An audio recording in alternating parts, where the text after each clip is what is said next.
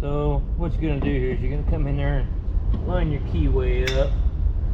Remember, you're going to be coming up against these springs that are in there, so you're going to have to go put it in a press to get it all the way down.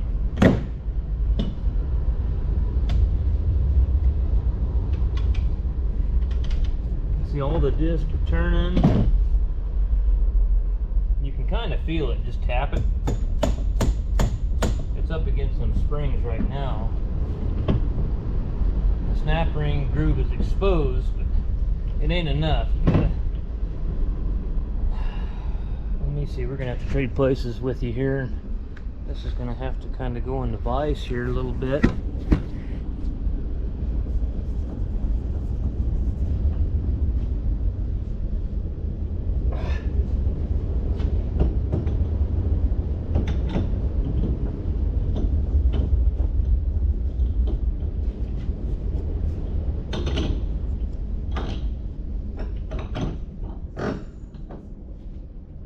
So now we gotta put this new one in there.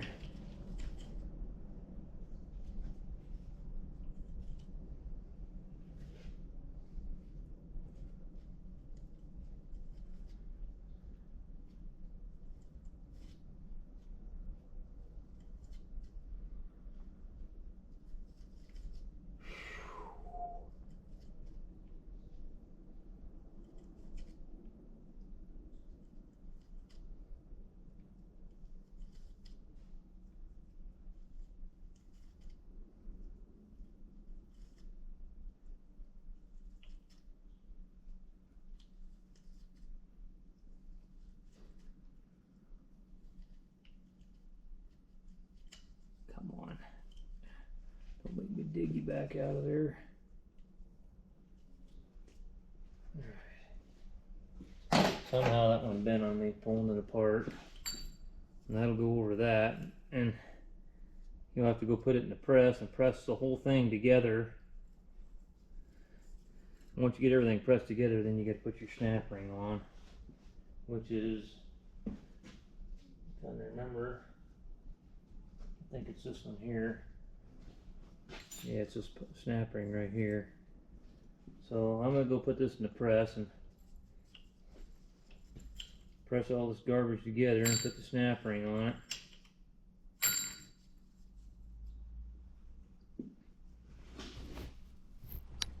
I wanted to show you something on this.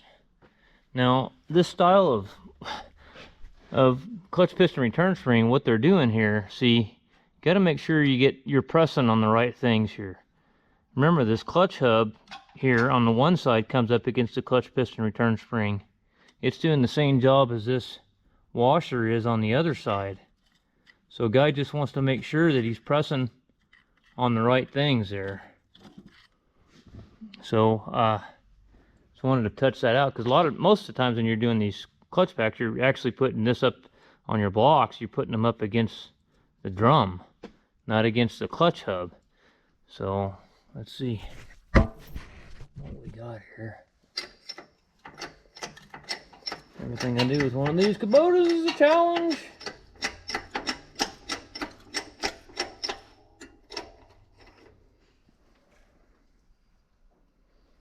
What's going on here, man? What's going on? Is it compressing that other one, or what's it doing?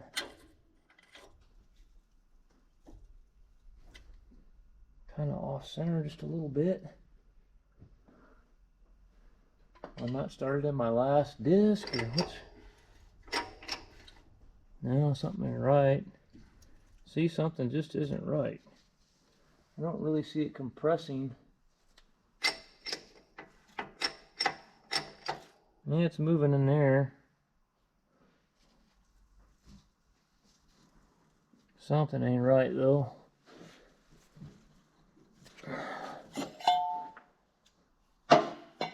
I think I'm off a disc still. I really do. I think I'm off one disc.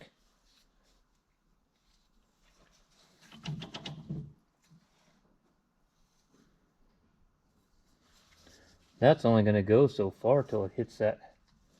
Yeah, once you get to that, yeah, you're not going to compress those very far, and you're going to hit that hub right there. And that's probably where we were at. So I think we're off 1 notch on our splines. So let me go back to the drawing board and pull it out, see if I can get her to spline up. I was wrong. I told you wrong. You don't want to press against the hub. You want to put her up against the shaft. I kept going, and I was like, what the hell? How come it's not going in? I pulled it back out, and I was splined up all the way. But as you can see, you got to put it against the shaft. And put your... This is just a exhaust pipe that I cut. Anyway. Let's see, can I maybe stick that right there?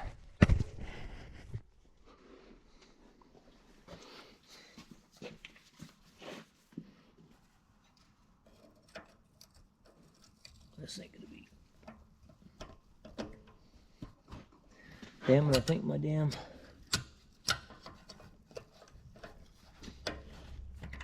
Can't get my fingers back there.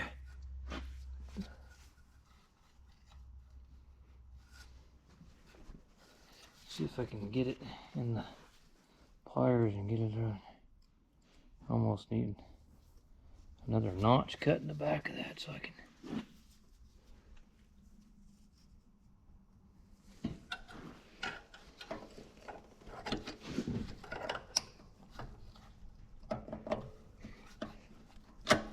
Damn it. Almost had it. Damn, I can't get my fingers over my pliers once I get in there.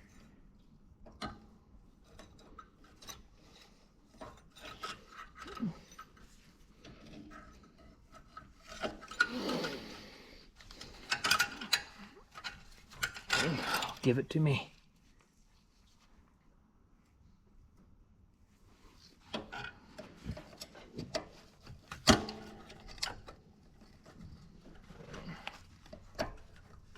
Oh, you miserable son of a...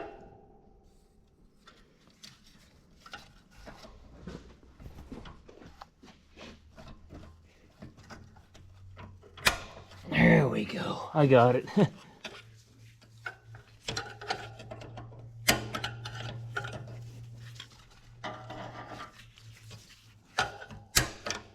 All right, we got it. Whew. I had to work for it.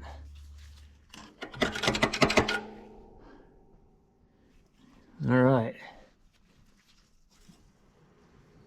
That part's done. Okay, what's our snap ring? It looks like it's all seated up. Yep, she's good to go. All right.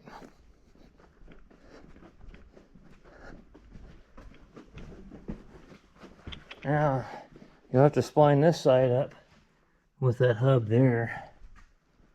So what I do is I go ahead and try to get them halfway lined up before I put this into that. So I'm gonna do that right quick. Well, I'm pissed. You know, on this channel we show screw-ups too. So I was pushing that little sleeve on, just kind of tapping on it with the brass punch, and it cracked. Going on, I don't know if I'm gonna have to... It doesn't say anything in the book about it. I went through the instructions twice. There's nothing in there about putting that sleeve back in. So I guess I'll put it on my little bearing heaters. I don't know. What do you do? I mean, if you put it on the bearing heater, then it's going to be hot and screw the lip up on the seal. I don't know. I'm going to order... Maybe I'll order 2 of them. Let's see what they got in here.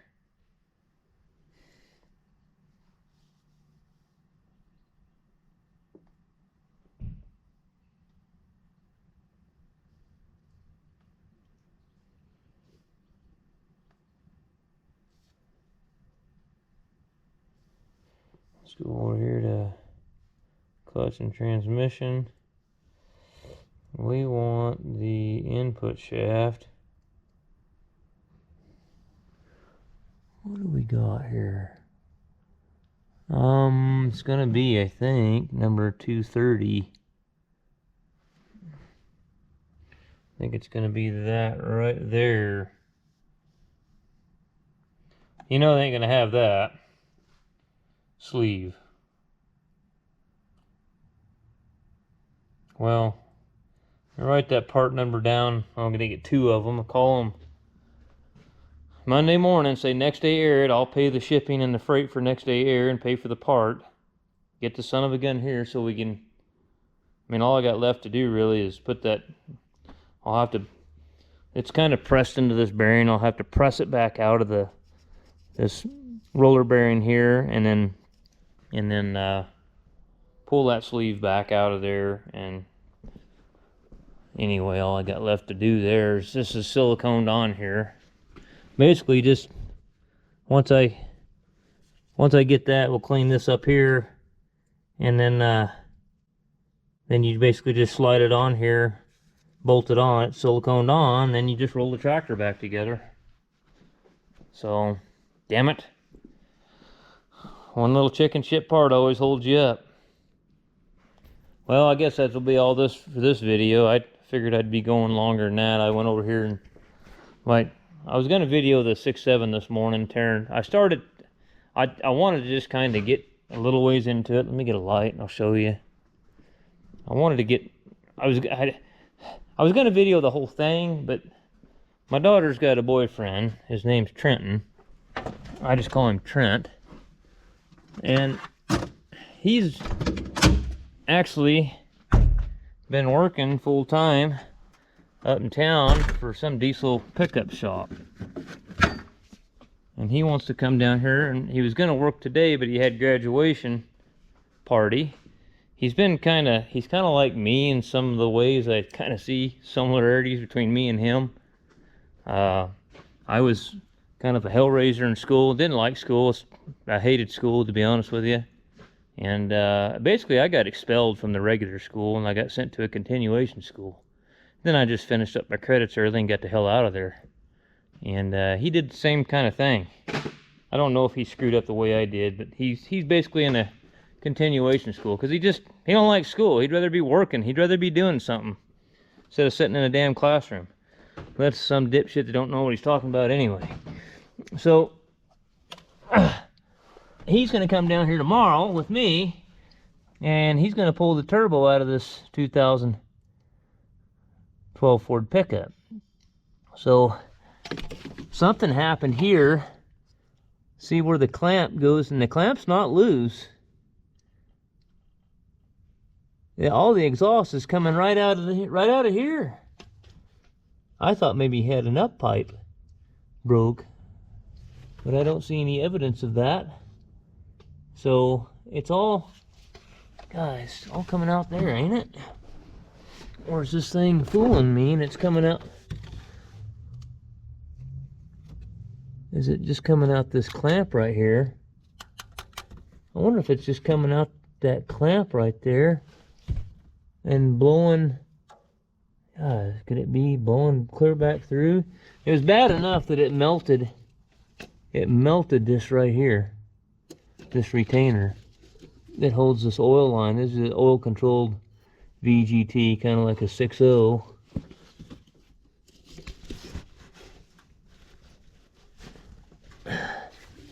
That clamp does not seem to be loose either. That's kind of weird the way that all went down, you know what? Huh.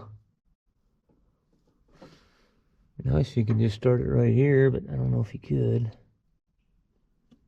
I put a turbo in this thing 4 or 5 years ago, maybe 3 years ago. Some other guy was driving it. This is the ranch manager now, he took it. Some of these outfits, they can't keep people on. These people come and go and they quit jobs, and they change jobs like I change t-shirts, you know. That's kind of hard to say. There's carbon. Golly, I don't know whether it's leaking out of this or leaking out of that. I couldn't tell. You can't tell with that upper intake manifold on there. I guess we'll pull it off and we'll look at it and see what's going on. I don't know what else to do with it. I mean, it just wouldn't build any boost. And just nothing but carbon. I mean, just look at all the carbon all over the firewall and everything. So we'll have to get the turbo out of it and see what's going on with it. And I guess I just got called on a water truck. I guess I got a water truck out at Red Rock that blew a rear end out of it out there on a ranch. They were watering they haul some water out to some of their cows on the range, and said he went and shut the gate and got back in the truck and took off with it, and it just went bang, and so he either broke an axle or he lost the rear end. He says all the drive lines are turning, but the truck ain't moving.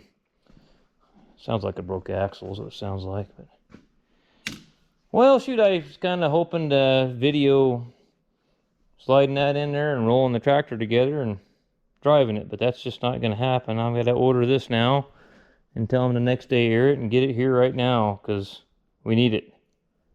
So I guess I'll go over there and start working on the DT466 project. I'll kind of show you what's going on with that. I think I showed you a little bit about that this morning, but I did a little more checking after I did some video. And remember, we had an oil drain port, and this one doesn't. So then another thing I noticed, okay, I gotta put this in. I'm just gonna go ahead and kind of just stick that in there for now. It goes in that block there. I had the head gasket out. I was matching things up, okay? So I noticed that on this block here, this is the block we're going to be using. The only thing difference I'm seeing so far, this one must have been a natural aspirated engine because there's no drain port for the turbo in the side of the block over here. See, they got an elbow there and the hose hooks to it, the drain line on the turbo, where this one doesn't. That's not a problem. I've actually done that before. I put a naturally aspirated block in one before. Not in a DT466, but in a, what the hell was it? Perkins, I think it was. And that's all I did. I just put a Phoenix flange right in the side of the oil pan there and threaded the elbow back into it and put a longer hose on the drain tube. And it's been running for years. The other thing I noticed on this thing, which really, so far, I'm not seeing a problem. See this Allen plug, or it's like an Allen plug they've got in here? It's not in there on the other one. These blocks are turned around. This one's just got a hole there. And it's an oil because we checked, oh, you know the guy that drives the Peterbilt, he was down here this morning and bullshitting with me, and we were looking at it. That's an oil gallery because you can stick your finger here and cover up the hole. And anyhow,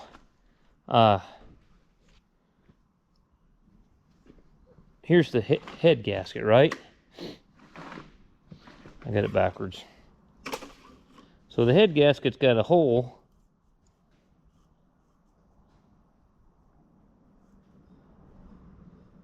All right, guys. So I've already got this engine about halfway together. That's how far I am behind on getting videos out. A lot of this stuff's already done.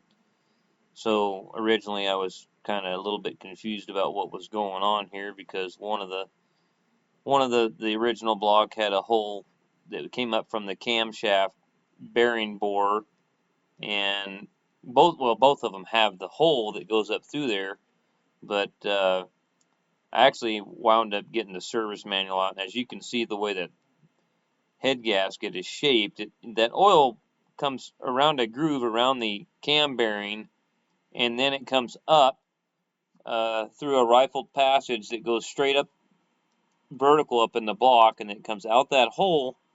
And then what it does, it goes into that channel that's built, or that groove that's in that head gasket. See, I popped the head over. There's no hole in the head for that to go. What it does, it goes through that channel in that head gasket, and then it goes up. They're using the rocker shaft bolts as head bolts, which a lot of these older engines, they did that. And the bolts, the hole's quite a bit bigger than the bolt, and what that does, that oil runs up that rocker shaft bolt, and then it runs up through the rocker shafts. That's what oils pretty much the whole top of the engine. So it was kind of a good thing that we really looked things over, because if we would have left that plug in there, we would have been pulling that head back off, because we wouldn't have had no oil to our engine. Or if we wouldn't have checked it after it was running, we would have we would have probably dropped the valve and really screwed things up. Alright, so we're continuation on. I had the next day air this chicken shit little sleeve here. It goes down. Let's see if I can get it over here in the light. I might have to open that other door up here, but that damn sleeve goes in. I'll show you where it goes, but see how it cracked on me? And I just knew I'd have a gusher there. That little sleeve goes over the shaft, and all it does is it's just basically a seal ride. There's an O-ring that's on the shaft, so it seals up the ID where the sleeve goes over it, and then the OD of the sleeve is sealed by the seal here. Well, I put it on there, and just like I did this one, for some reason that one cracked. I don't know if I got it a little bit crooked in there or what, but so I went over there and I got this is the piece of pipe off my cheetah tank. That's the only thing I could find in the entire shop that was that diameter to try to shove it on there straight. So I got that thing on there. So now all we got to do is we're ready to stick it back in there and then suck the thing back together.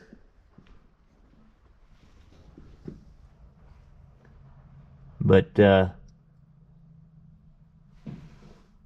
that's your four-wheel drive bi-speed pack right there. That's the one I'm telling you that you just don't pull it out of there and stick it back in there. That ain't gonna happen. You would think it would come out of the bottom. There's a box on the bottom right here, kind of like a regular tractor, but it won't come out the bottom. You have to split it like I've got it, and then pull the cab off, and then split this transmission, the main transmission, from the rear end, and then you lay it on the ground and you take every shaft out of this thing till you get down to this bottom shaft, and that bottom shaft comes clear out of there, and then you can, once you pull that bottom shaft back, it has to go back, then this one will come out. You pull this retainer off here, this bearing retainer and the coupler, and then you can get that out of there. I mean, they're a son of a bitch, man, I'm telling you. Well, I got to put some silicone. This is all siliconed on here, so I got to put some silicone on that, and then we'll go to putting it back in. Alright, so where's my light at? I didn't really show it. I just wasn't any room. I didn't really roll this thing apart very far, and the entire purpose of that was just it's easier to line things back up if you don't have to roll them so far apart. But anyway, I got her in there. Once I got situated right, it went right in. Then just bolt it back in there. I ran 2 bolts across from each other in with a 1/4 inch drive ratchet. Just to make sure. You don't want to just grab an impact and zip, zip, zip, because you'll break the housing. Because if you got dowels here, and if them dowels aren't lined up with the female part of this case here, you take a chance of breaking that case. So we don't need that. So anyway, I got to get this thing rolled together, and I got an 8420T that's got steering problems, and I got a 1486 International that has no hydraulics, and then yeah, the list goes on and on and on. So let's get a hold of this thing and get her back together.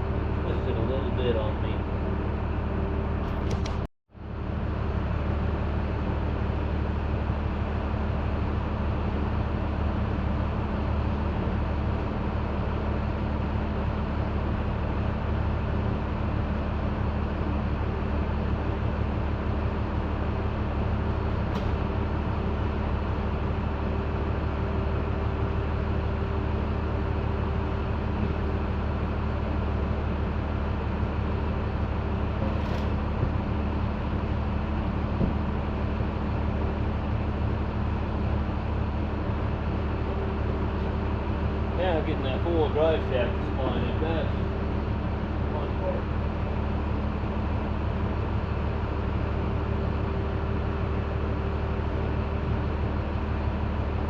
I think I can slide that cover all the way back. I don't know. I'm gonna find out.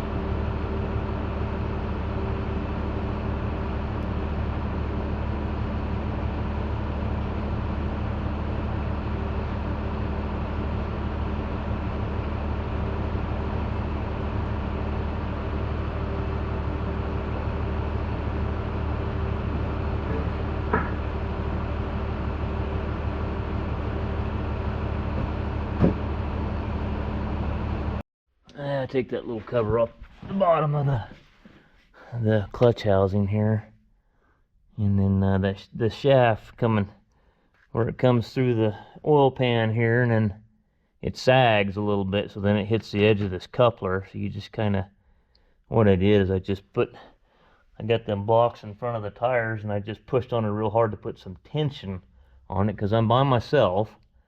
And I got tension to where it was up against it, and then I took a bar and just popped it up, and then it popped up in there, and then I had to take a pair of Impex channel lock pliers and twist the coupler till it splined in, then it popped right in.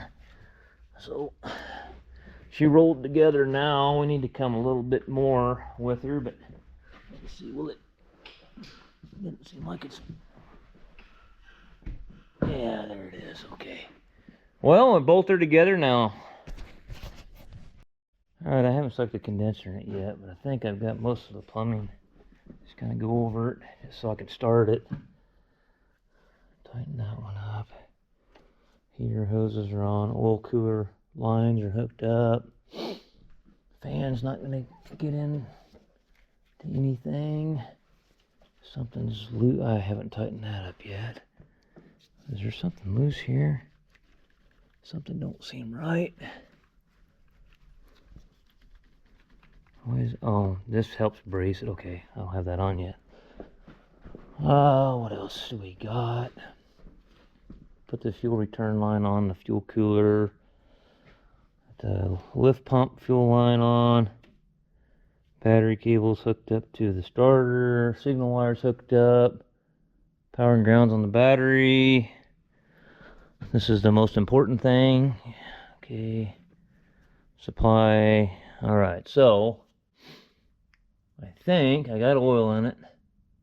Let's just see if it'll fire up. I had a little leak there I fixed on that engine there, so I cracked some fuel lines there, and what happened is, to be honest with you guys, when I put this engine together, I noticed it was leaking pretty good, and the injector wasn't, the way these fuel lines, they've got a kind of a barrel on them, and there's a seal in the valve cover, and it was going through it, and I noticed that it was leaking out of there, and the injector wasn't quite square with the hole.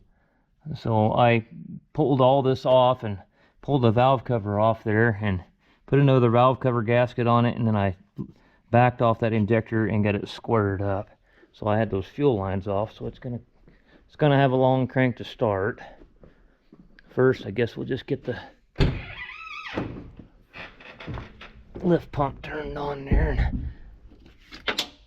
There goes the magnet out the end of the light. Something else to fix.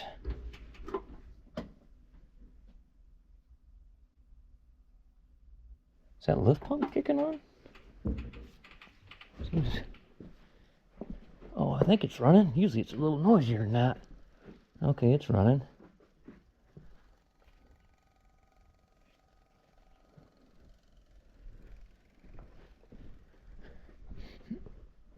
Got oil in the engine. She's got oil in the engine. I poured 15 gallons of high trans in the transmission. I wonder if I left an Allen head plug or a 1/4 inch or 1/8 inch pipe plug out of a pressure test fitting, I'm going to know it in a hurry, because it's going to squirt me right in the eye. It looks like everything's accounted for. Well, wait a second. Come on, door. What is this back here? What is this hole right here? I see a hole right there. Is there a pipe plug laying here somewhere? I don't see a pipe plug to correspond with it. I guess we're going to find out. Thought I put all those back in there.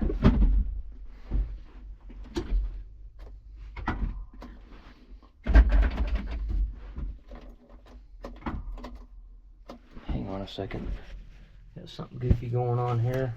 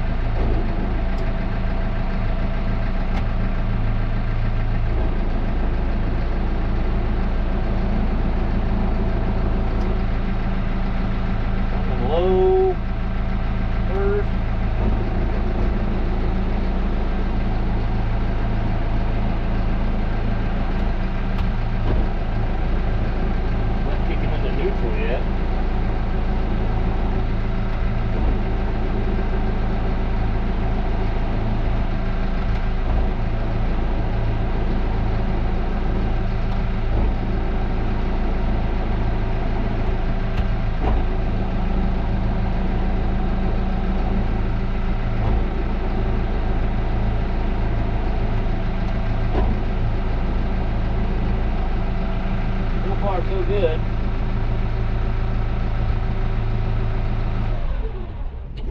Alright, well, I guess put the rest of the stuff together and go drive it.